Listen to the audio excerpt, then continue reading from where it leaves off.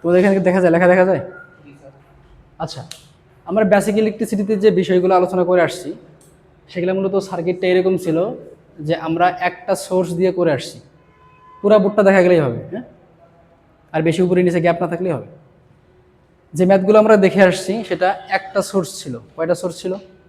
যে কোনো একটা সোর্স ছিল, হয় বা ভোল্টেজ সোর্স ছিল, অন্যথায় কারেন্টের সোর্স ছিল। কারেন্ট সোর্স কীরকম ছিল? এরকম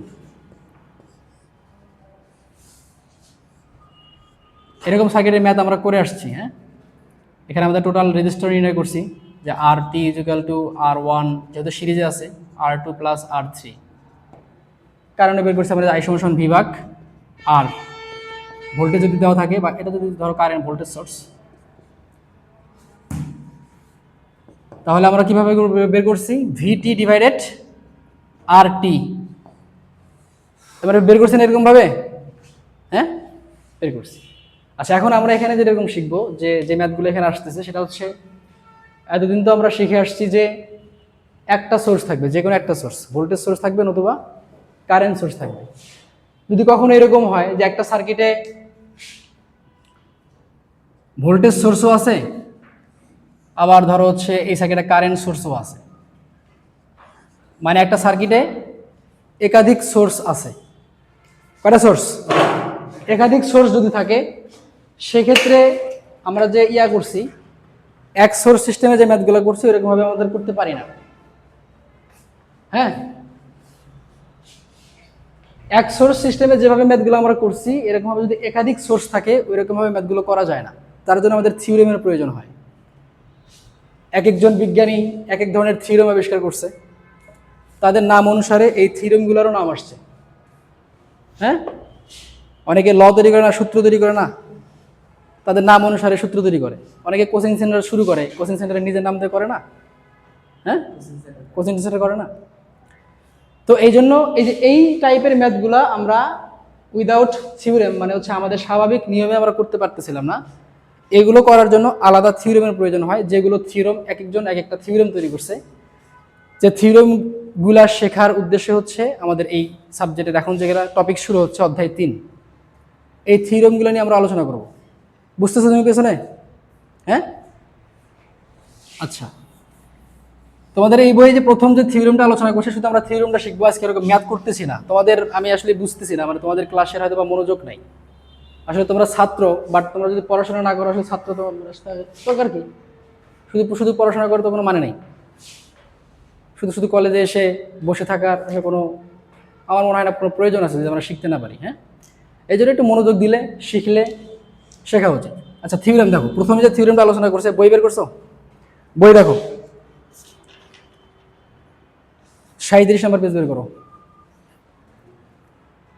তোমাদের ফিজিক্স বইটা।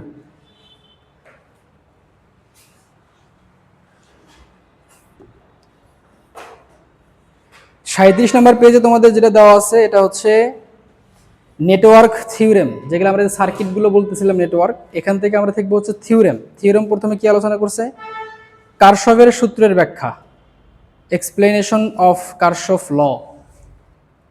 কারশফের একটা সূত্রের মাধ্যমে আমরা এই যে সার্কিটগুলো দেখাইছিলাম, একাধিক সোর্স বিশিষ্ট যে সার্কিটগুলা, সেগুলোর সমাধান আমরা এই একটা থিওরেমের মাধ্যমে করতে পারি, যেটা হচ্ছে কারশফের সূত্রের মাধ্যমে। হ্যাঁ, কারশফ দুইটা বিষয় বলছে, আমরা এই দুইটা বিষয় বলেই ক্লাস শেষ করব।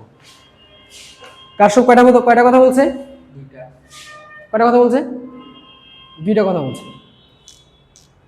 বলছে যে কোনো একটা সার্কিটের নেটওয়ার্কের কোনো একটা বিন্দুতে, ধরলাম এটা একটা বিন্দু, এই বিন্দুতে আগত কারেন্ট এবং নির্গত কারেন্ট, কি বলছে? শুনতেছো আমার কথা? কি বলছে বলো তো? আগত কারেন্ট এবং নির্গত কারেন্ট, মানে যে কারেন্টটা আসবে আর যে কারেন্টটা যাবে, তাদের উভয়ের বীজগণিতিক যোগফল কি হবে? শূন্য হবে।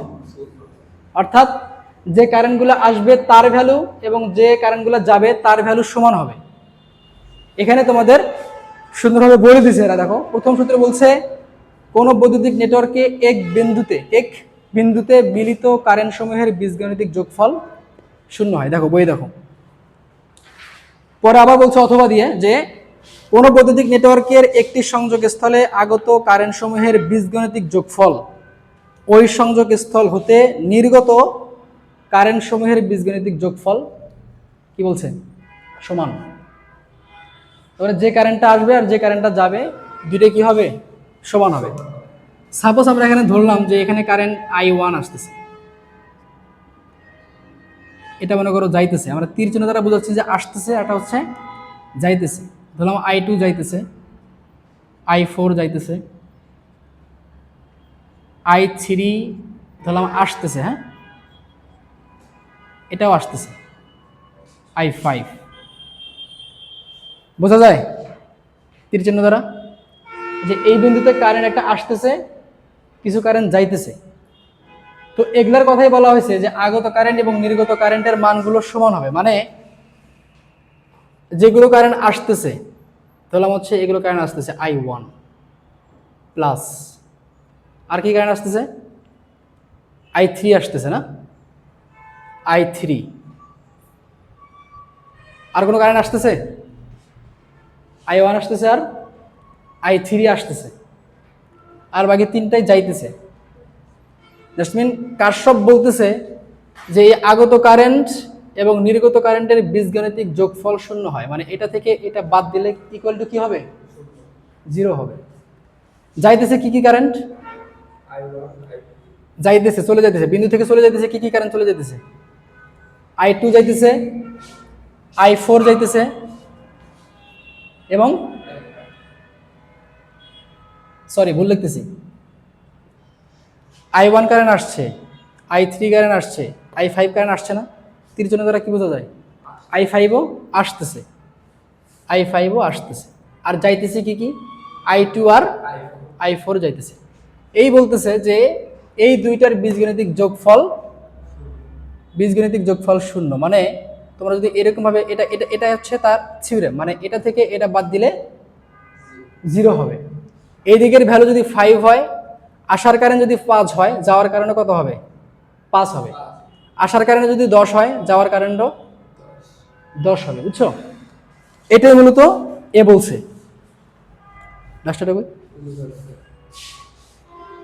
আচ্ছা, বীজগণিতিক যোগফল বলতে আটটা রাশি লেখা যায়। দেখো যে কারেন্টগুলো আসবে এটাই হচ্ছে মূলত এটার সমীকরণ, যে বলছে যেটা বলছে।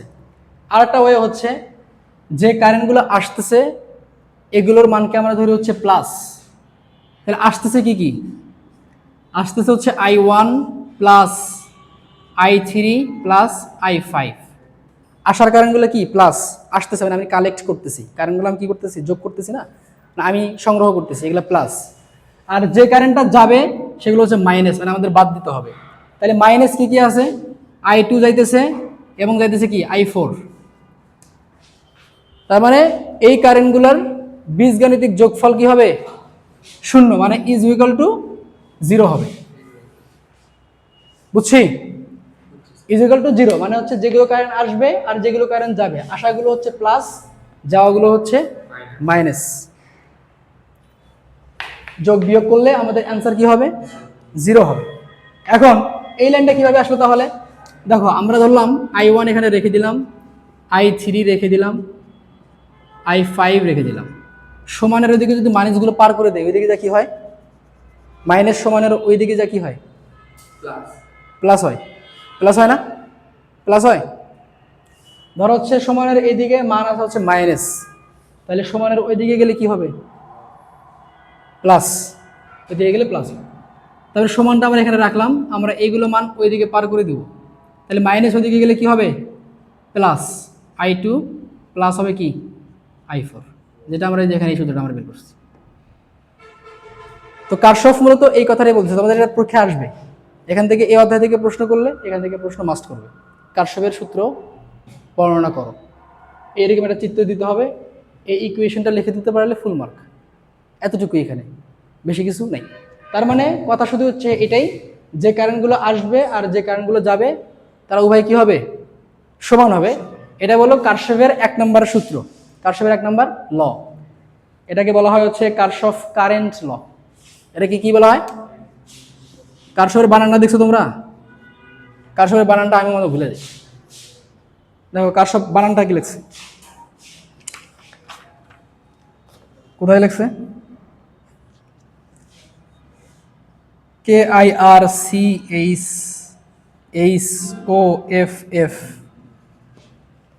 কারশফ। হ্যাঁ, কারশফস কারেন্ট ল, এটা হচ্ছে কি কারশফস কারেন্ট ল, এটা তোমাদের পরীক্ষা আসবে। তার মানে এইটা আগায় দিতে হবে, তোমার ইচ্ছা মতো ধরে নিতে পারবা যেগুলো কারেন্ট আসতেছে এগুলো একদিকে লিখবা, যেগুলো কারেন্ট যাচ্ছে একদিকে লিখলেই এটা অ্যান্সার হয়ে গেল। বুঝছো? আচ্ছা, এটা কারশফের 1 নম্বর সূত্রে গেল। কারশফ আর একটা সূত্র বলছে, তারপরে আমাদের এখানে সোর্স কতগুলো বিবেচনা করছি? 1 2 3 4 5, 5টা কারেন্ট সোর্স বিবেচনা করছি আমরা এখানে। 5টা সোর্স বিবেচনা করছি না, বাট আমরা আগে যে সার্কিটগুলো শিখে আসছি একটা সোর্স আমরা শুধু ধরছি। কয়টা সোর্স? একটা সোর্স ধরছি। আচ্ছা, এটা গেল হচ্ছে কারশফের কারেন্ট ল। কারশফের আরেকটা ল হচ্ছে ভোল্টেজ ল। এই দুইটা সূত্র হচ্ছে কারশফ আমাদেরকে দিছে, যে থিওরেমের মাধ্যমে আমরা ম্যাথ করবো, হয়তো এই ক্লাসে না, সেকেন্ড ক্লাসে আমরা ম্যাথগুলো করবো, সমস্যা নেই। তাহলে কারশফের কারেন্ট ল গেল, এখন হচ্ছে কারশফের ভোল্টেজ ল। দেখো, কারশফের ভোল্টেজ ল। কারশফের ভোল্টেজ ল কি বলতেছে দেখো, বলতেছে কোনো ঘেরা বা বদ্ধ ক্লোজড সার্কিট, আমরা একটা সার্কিট তখনই বলতে পারবো যখন সার্কিটটা ক্লোজড হবে। সার্কিটটা যখন কি হবে?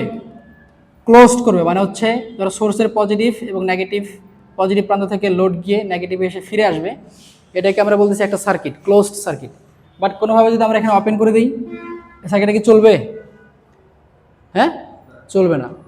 তার মানে এটা বলছে যে কোনো ঘেরা বা বদ্ধ বৈদ্যুতিক সার্কিটে সকল ইএমএফ এবং সকল ভোল্টেজ ড্রপের বীজগণিতিক যোগফল 0 হয়।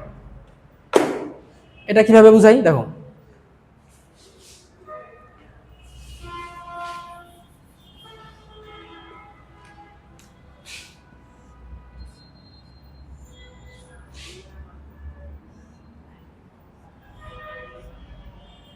আচ্ছা বইয়ে যে সার্কিট দেওয়া আছে সেখান থেকে বুঝে দাও।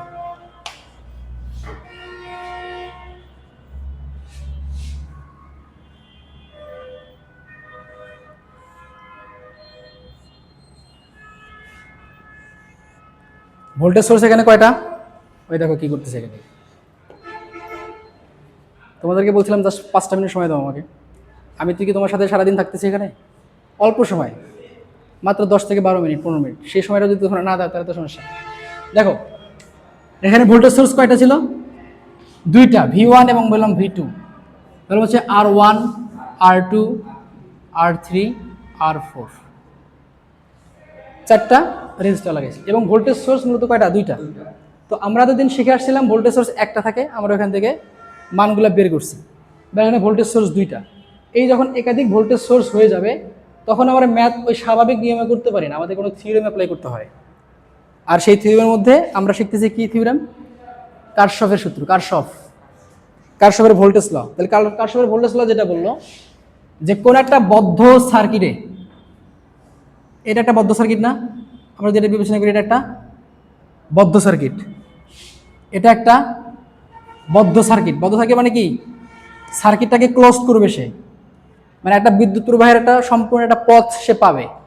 হ্যাঁ, তো বলছে বদ্ধ সার্কিটের ইএমএফ মানে হচ্ছে যে ইলেকট্রোমোটিভ ফোর্স, উৎস, ভোল্টেজ সোর্স, এবং বলছে যে সার্কিটের সকল ইএমএফ এবং সকল ভোল্টেজ ড্রপ।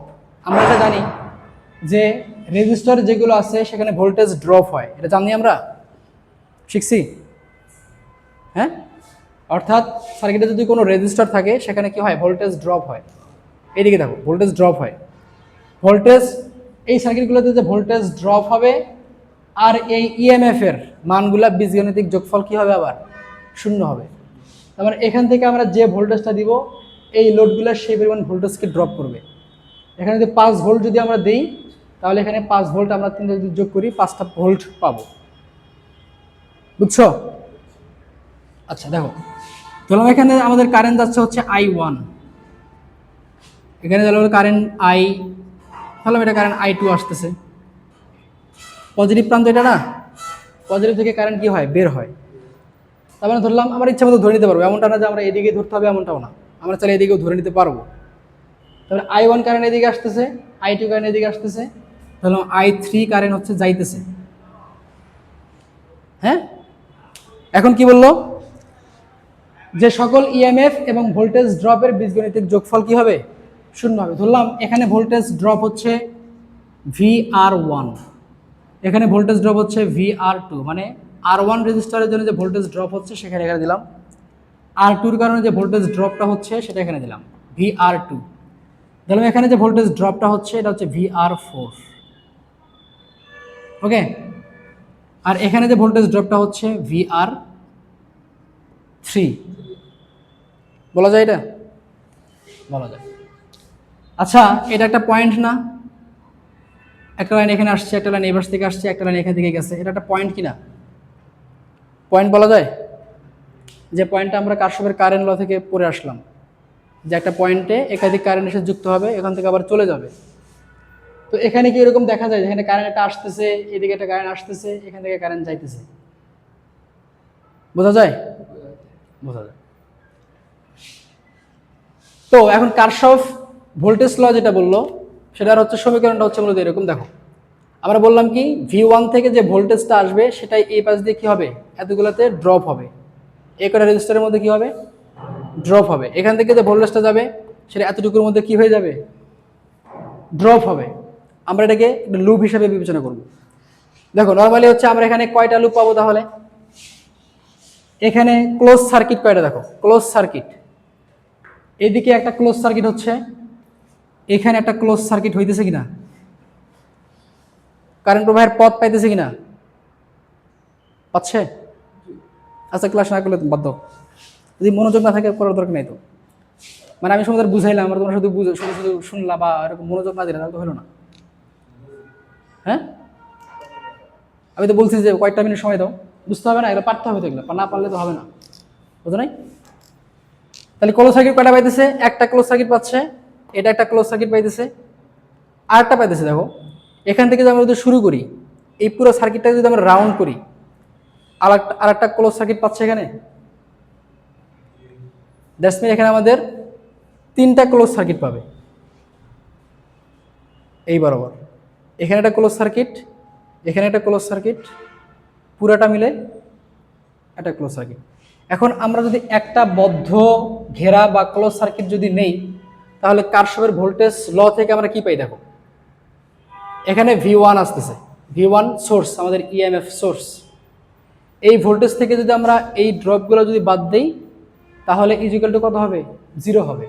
এটাই বলতেছে হচ্ছে কারশফের ভোল্টেজ ল। মানে V1 প্লাস আমরা যদি এরকমভাবে নিই, দেখো এটা হচ্ছে ভোল্টেজ সোর্সের পজিটিভ প্রান্ত, এটা হচ্ছে নেগেটিভ প্রান্ত, এই দিক দিয়ে যাচ্ছে। প্রথম যাবে হচ্ছে কোথায়? প্লাস পয়েন্টে যাবে, পরেরটা হচ্ছে কি? মাইনাস। এখানে কারেন্ট আসলো, এখানে পজিটিভ, এখানে নেগেটিভ। আবার এদিকে যদি কারেন্ট আসে, এটা পজিটিভ, এটা নেগেটিভ। এখানে ভোল্টেজ সোর্স আসতেছে পজিটিভ, এটা নেগেটিভ আসলো। এখানে প্রথমে কী পাবে? পজিটিভ নেগেটিভ, এখানে আবার পজিটিভ নেগেটিভ। আমরা যদি এখন এতটুকু যদি লুপ নেই তাহলে দেখো কি পাই? প্লাস প্রান্ত থেকে শুরু করলাম, প্লাস থেকে শুরু করলাম, প্লাস V1। আমরা যে পয়েন্টটা নিব তারপরে গিয়ে ওই পয়েন্ট বাদে অপোজিট যে পয়েন্টটা সেটা নিতে হবে। প্লাস নিছি, প্লাস বাদ দিয়ে নেগেটিভ, নেগেটিভ। পরের প্রান্তে কি আছে? পজিটিভ, পজিটিভ বাদ দিয়ে নেগেটিভ। তারপরে প্লাস নিছি, প্লাস এখানে নেগেটিভ নিছি, প্লাস বাদ দিয়ে নেগেটিভ। এভাবে আমরা শিখছি না? বেসিক ইলেকট্রিসিটিতে আমরা শিখছি এরকমভাবে। তাহলে প্লাস V1 মাইনাস কি হবে?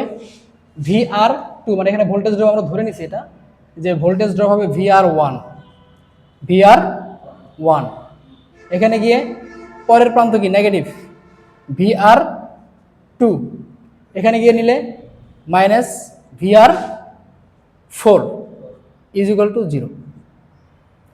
এটাই কারশফ ভোল্টেজ ল বলছে যে সকল ইএমএফ এবং প্রত্যেকের ভোল্টেজ ড্রপের বীজগণিতিক যোগফল 0। তবে আমরা যদি এখন যদি আগের ওই ইয়ার মতো করি যে V1 আমরা এইদিকে রাখলাম, মাইনাসগুলো যদি সমানের ওই দিকে নিয়ে যাই তাহলে কি হবে? VR1 plus VR2 plus VR4 লেখা যায়? এটা লেখা যায়, কারণ নেগেটিভগুলো সমান ওইদিকে গেলে কি হয়? প্লাস। তার মানে এই একটা ইকুয়েশন কিন্তু আমরা এই বদ্ধ সার্কিট থেকে পাচ্ছি। আরেকটা, এটাও ক্লোজ সার্কিট না, এটাও যদি হিসাব করি তাহলে কি হবে? V2 ধরো প্লাস পয়েন্ট থেকে শুরু করলাম, প্লাস পয়েন্ট থেকে শুরু করলে প্লাস বাদ দিয়ে মাইনাস VR3, এখানে ভোল্টেজ ড্রপ কি হচ্ছে? VR3। আবার এদিকে যদি আসি, প্লাস বাদ দিয়ে মাইনাস VR4 লেখা যায়। এটা ইকুয়াল টু কি হবে? 0 হবে। এটা আমরা শিখলাম কোত্থেকে? ভোল্টেজ ল থেকে। তারপরে আমরা যদি এক লাইন যদি নামাই, V2 equal to VR3 plus VR4, এটা আরেকটা ইকুয়েশন লেখা যায়। সিদ্ধান্ত নিচ্ছি আমরা, হ্যাঁ। এখন বাদ থাকলে হচ্ছে কি, আমরা আরেকটা সার্কিট নিতে পারি। এই পুরো সার্কিটটা যে ক্লোজই আছে, তাই না? পুরো সার্কিটটাকে আমরা ক্লোজ করে নিতে পারি। তারপরে আমরা যদি পুরো সার্কিটটা যদি নেই তাহলে কি হবে দেখো, প্লাস V1 দিয়ে শুরু করলাম, প্লাস V1, এখানে গিয়ে মাইনাস VR1, এখানে গিয়ে মাইনাস VR2, এদিকে যা কি হবে? মাইনাস নিছি, মাইনাস বাদ দিয়ে কি হবে? প্লাস, প্লাস VR3 প্লাস নিলাম, প্লাস বাদ দিয়ে মাইনাস, মাইনাস V2, আর কিছু আছে? নাই। ইকুয়াল টু কি হবে? 0। তার মানে এখান থেকে কি হলো, আমরা যদি সিদ্ধান্ত নেই, দেখো V1 ইকুয়াল টু, আমরা যদি এগুলো যদি পার করে দিই, মাইনাসগুলো যদি পার করে দিই তাহলে কি হবে? V1, এই প্লাসটা আমরা এদিকে রাখতেছি, VR3, আর বাকি সবগুলো কি মাইনাস, সমানের ওদিকে পার করে দিই, তাহলে VR1 থাকতেছে আর প্লাস VR2 এবং প্লাস V2। এটা লেখা যায়, লাইন থেকে এটা লেখা যায়। এই যে তিনটা ইকুয়েশন, মানে হচ্ছে আমরা এখান থেকে তিনটা সার্কিট বিবেচনা করতে পারি। যদি নর্মালি যদি সার্কিট এরকম হইতো,